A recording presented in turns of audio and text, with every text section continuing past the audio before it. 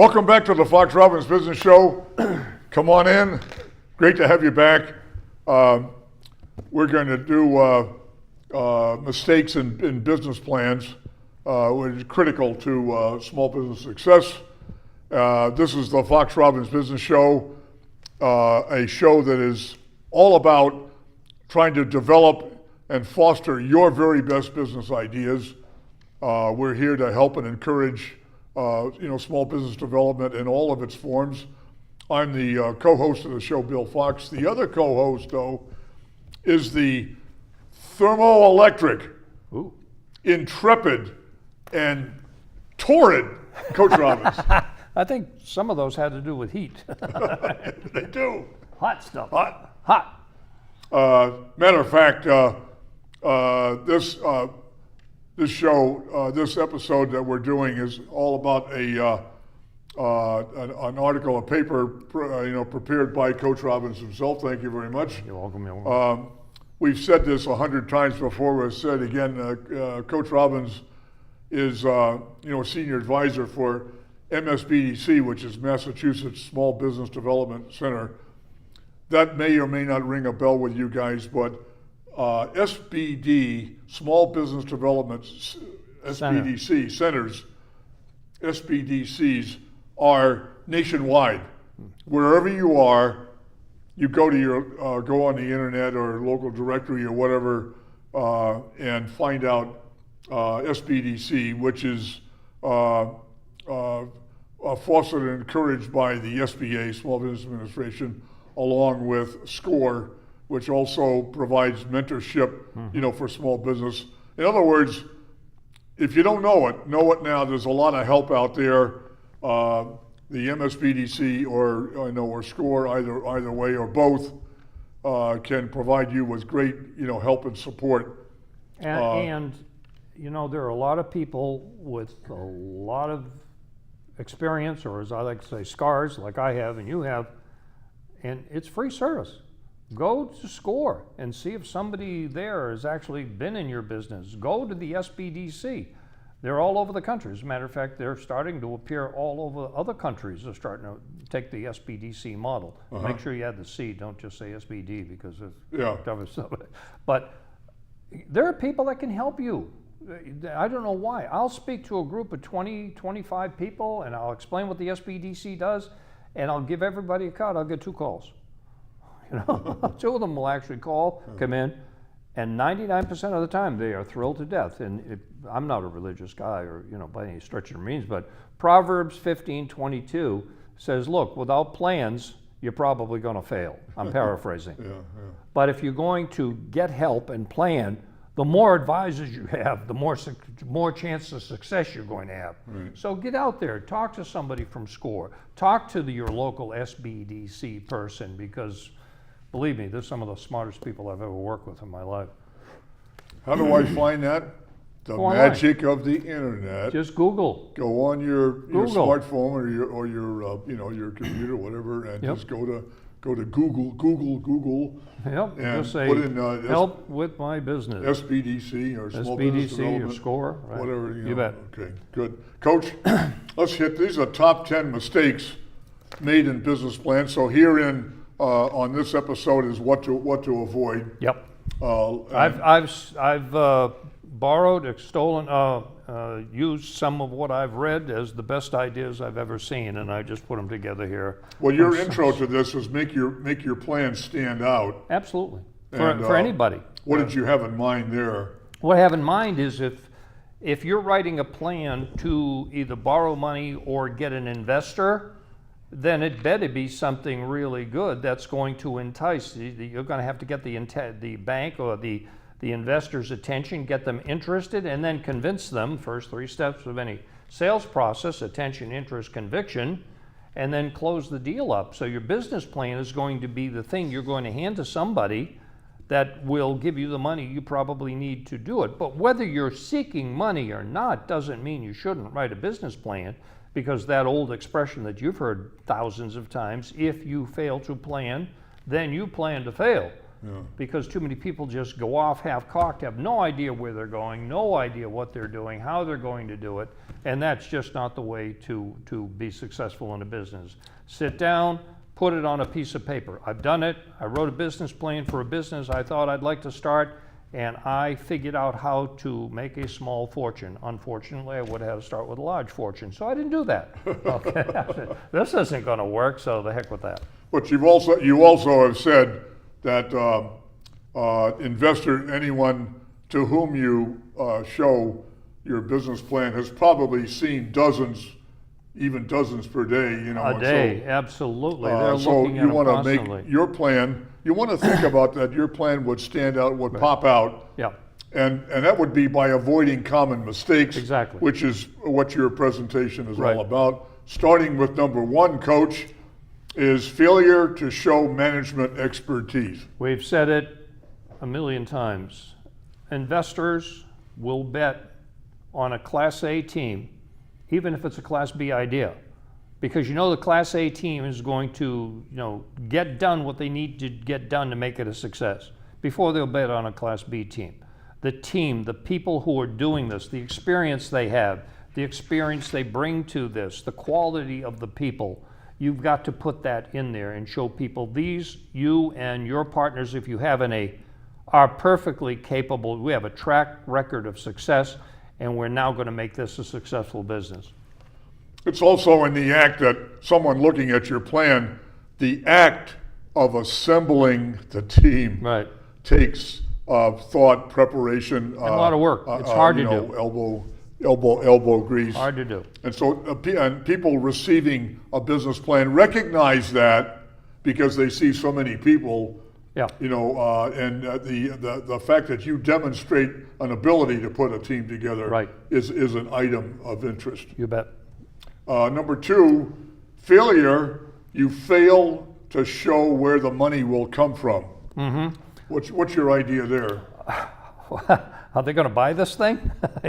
Do you have something? I mean, how much will the customers pay for this thing? We talk about value. Customers don't just buy based on price. They buy on perceived value. As a matter of fact, marketing is in fact a battle of perception. If the market thinks you're good, you're good. If they think you're no good, you're no good. I don't care what you think. So how much will they pay? Why are they going to buy that?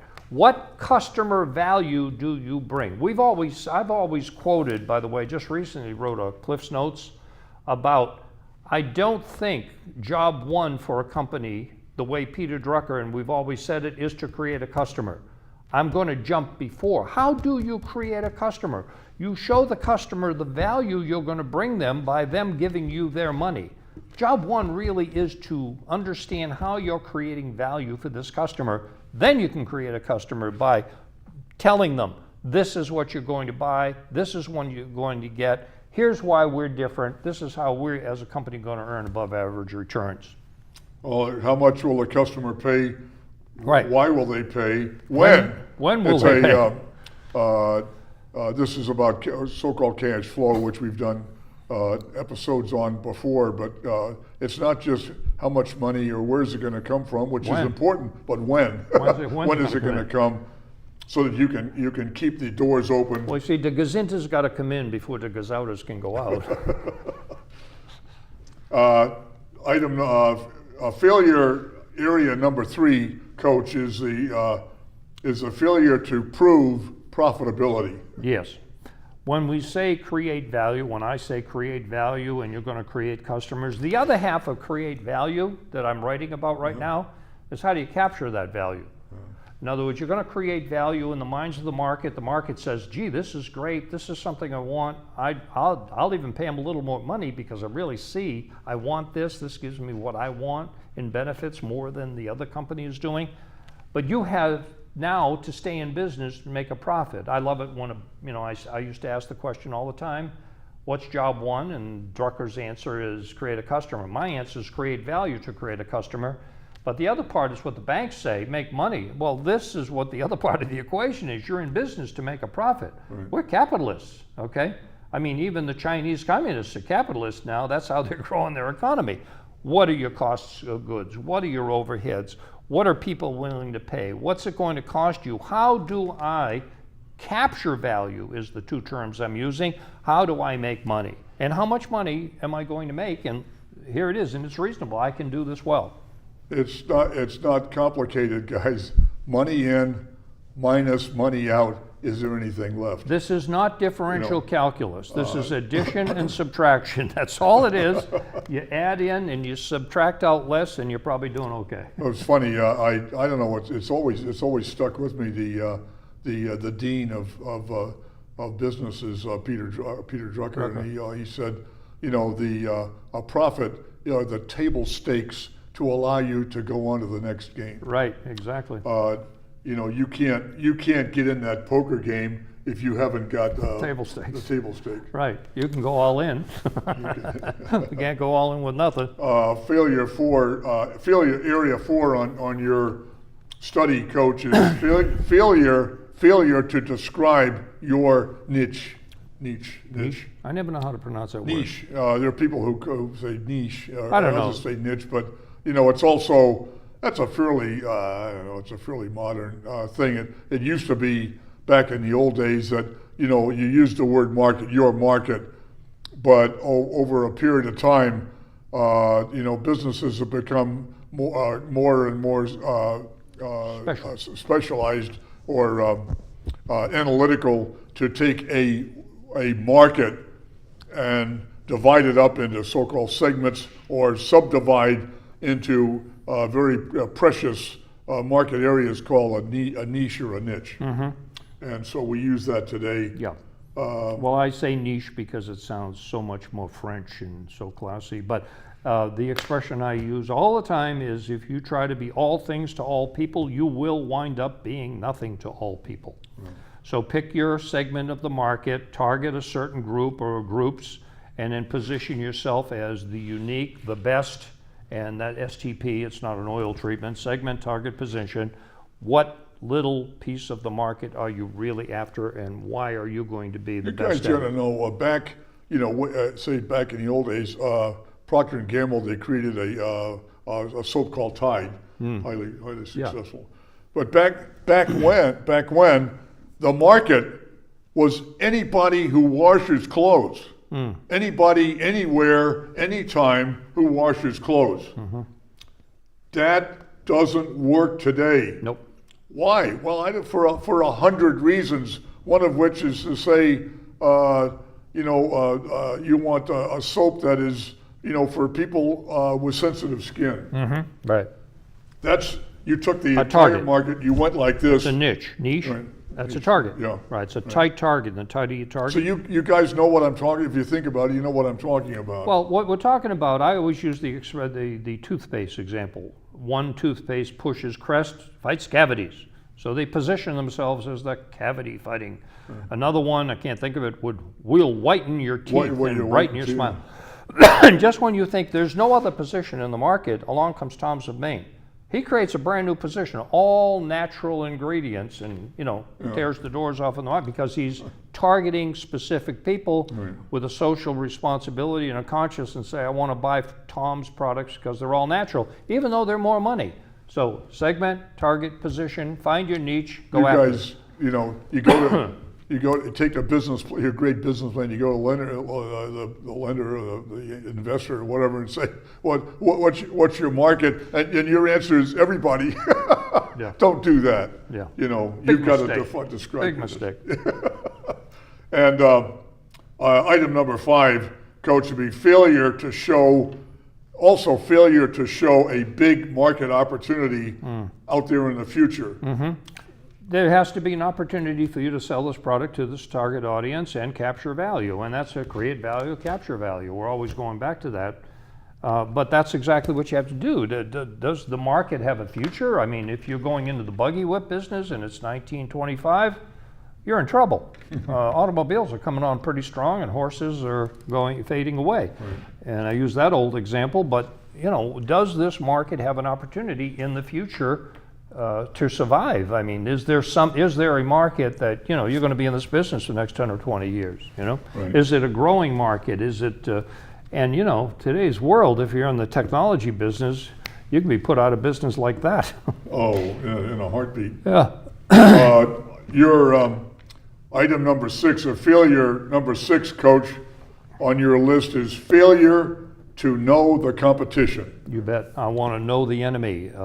Sun Tzu in The Art of War, which has been written into business books. Know thy enemy. And the competition, okay, you don't want to view them as enemy. That's fine. I do. They're trying to take my customers and I'm trying to take theirs. I want to know what my strengths are, and I want to know what my weaknesses are. And I want to focus my strengths and mitigate my weaknesses and go after this target market. I also want to know what the strengths and weaknesses of my competitors are, because I want to pit my strength against their weakness and I want to take those customers from them. That's exactly what I'm trying to do. May sound predatory. Well, that's capitalism. I suppose there's a case to be made that if you told you had your business plan and the lender, the investor says, who's your competition? You said nobody.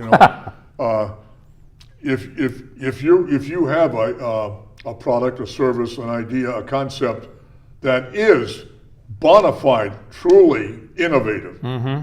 I mean, it's possible. You could say that at the current time, as we implement this business plan, that I don't have identifiable competitors. Yeah, I could say that. But you could also say quickly, I could say to you, Coach, I don't see an exact competitor at this point, but I can see people getting interested. Well, they're going to come attack your market later, and you might buy that. Yeah, no, well, yes and no. Look, if you say to me, I have no competitors, I say you probably don't have a market. Nobody's serving this market. Well, I make hamburgers, and there's nobody else making hamburgers in town. Well, that may be true, but there are people serving food and pizza and other things, so they're solving their problem. So you do have a niche, making a hamburger, if there's no other hamburger joint in town, but people are getting these needs met. Now, if you have a truly disruptive category killer, you may have something very unique. And by the way, now angel investors are really going to jump in if people are going to really buy this thing. But that's a rare occasion, very rare. The item number 7 on your list is failure to write your plan for your target audience. Well, depends on who you're writing the plan for. The first person you write your plan for is yourself. And so my copy of my business plan would always have little bullets and red lines and badly spelled words, because I know how to spell, I just can't type, and I don't care. But when I'm going to give it to a lender, I'm going to clean it up, I'm going to make sure the numbers all foot, it's going to be, who's the audience. That's anytime you make a presentation, verbal or in paper, you always want to ask the question, who's going to read it, who's going to see it, because it could be different the way you present it. You need to tailor your plan according to who's going to read it. Angel investor, lender, customers, maybe, or yourself, your team, right? Well, I mentioned, the obvious example, that bank, in that plan, they want to know how and when they're going to get their money back.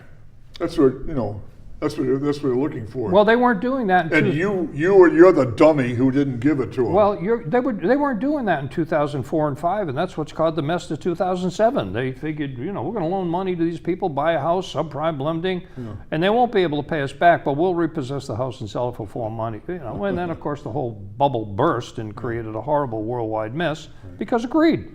And they did it in 90, they did it again in 2006. And they'll do it again probably in 2025. Doing it again.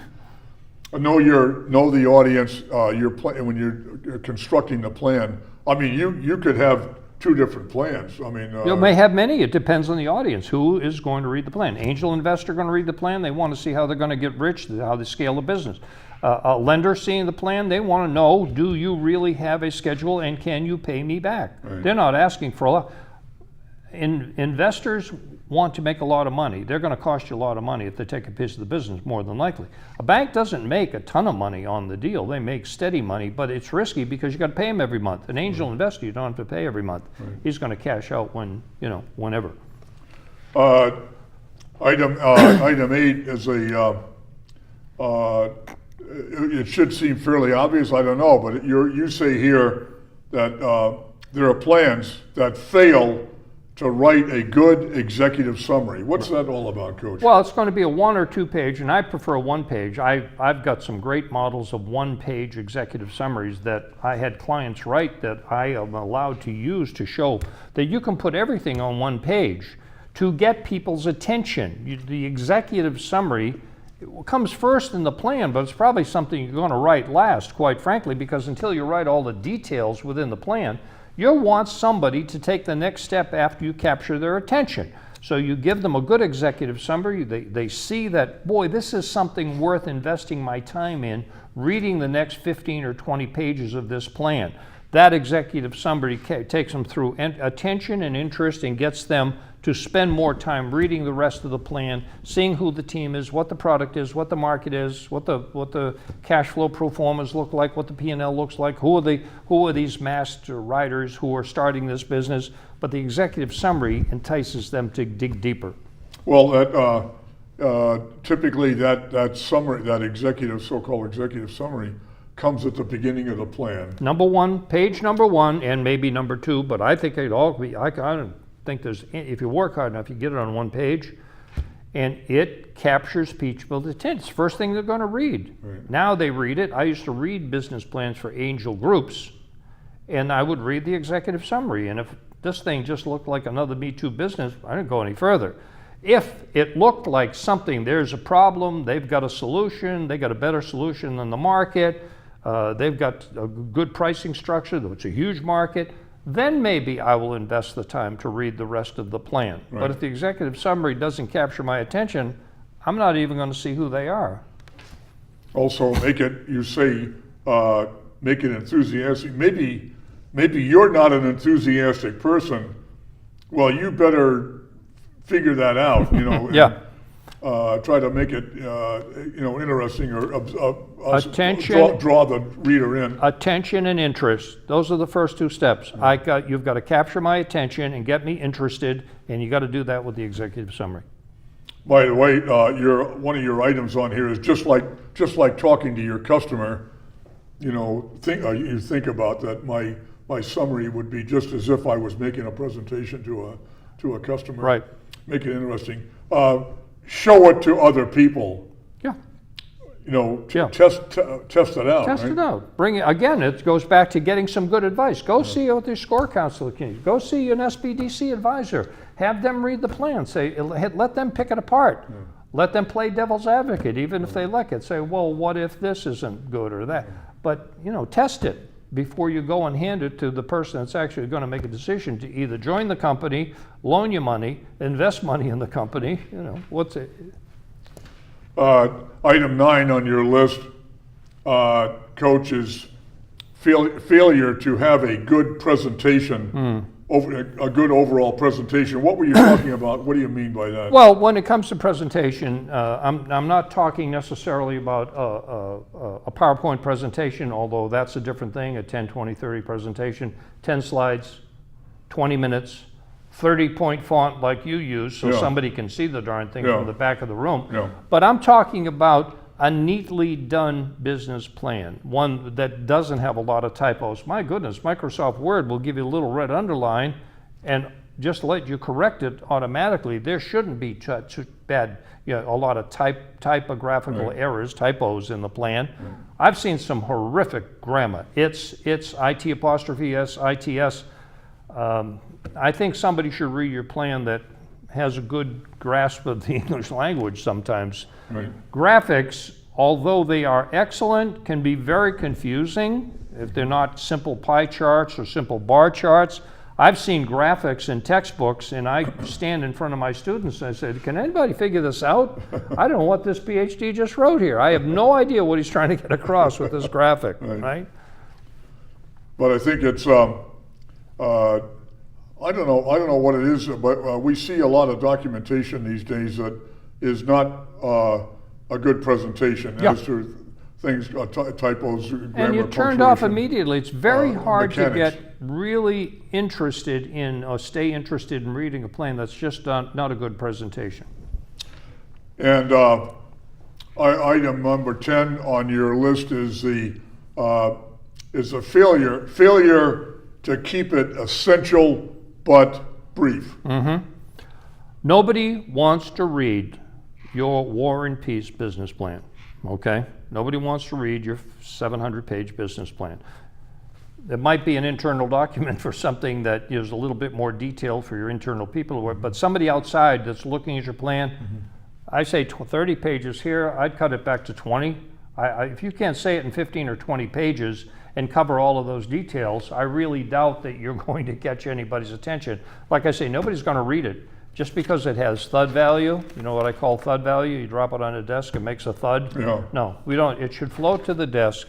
It should have an executive summary. And again, I wrote 3 pages, one or two. Three, but one Or is two. even You better. can do it in one, it takes more work. You can do your business plan in 10 or 15 pages, it takes more work to make sure everything's in the plan. And, now, an investor will read this plan, or a lender particularly, but an investor more would read the plan and want to do what we call due diligence to dig in further, because now you've gotten their attention, they were interested, they are convinced that they want to talk to you more about the plan, and they'll dig in later for more detail, believe me. But this plan shouldn't give them every single detail. That should be internal, quite frankly. Well,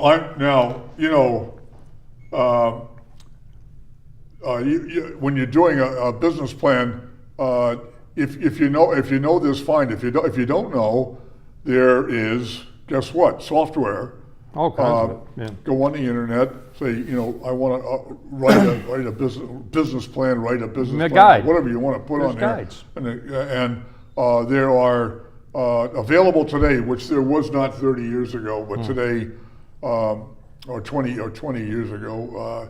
But now today, in the last 10 years, you can go on the internet and look into it. There are business plans that you sort of fill in the blank. Yeah. In a way. They that ask you a lead question. you right through. Yeah, it's very simple to do. You just, it's like eating a bowl of chocolates. You eat one at a time. You have to eat the whole bowl at once.